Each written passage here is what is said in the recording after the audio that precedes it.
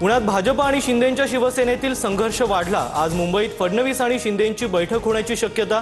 जागा वाटपाचा वाद आज मिटवला जाणार। धंगेकरांचा मुलगा प्रणव धंगेकर पुण्यात अपक्ष निवडणूक लढणार। प्रभाग क्रमांक 24 भाजपकडे राहणार असल्याने प्रणव धंगेकर अपक्ष लढणार। निवडून न येणाऱ्या जागा भाजप आणि शिंदेंच्या शिवसेनेला देतं। लाचार होऊन निवडणूक लढणार नाही। पुण्यात 23 आणि 24 प्रभागात अपक्ष म्हणून लढणार। रवींद्र धंगेकर आक्रमक। धंगेकरांवर अन्याय होणार नाही। धंगेकरांची कोंडी होत असेल तर त्यावर आमच्याकडे उपाय। संजय शिरसाटांची प्रतिक्रिया।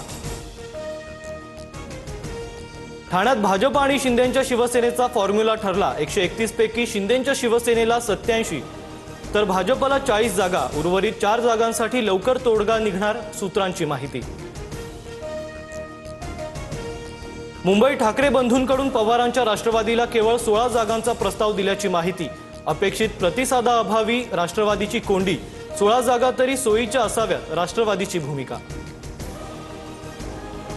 पुण्यात भाजपची पहिली यादी आज जाहीर होणार। आमदार खासदारांची नातेवाईकांसाठी प्रतिष्ठा पणाला।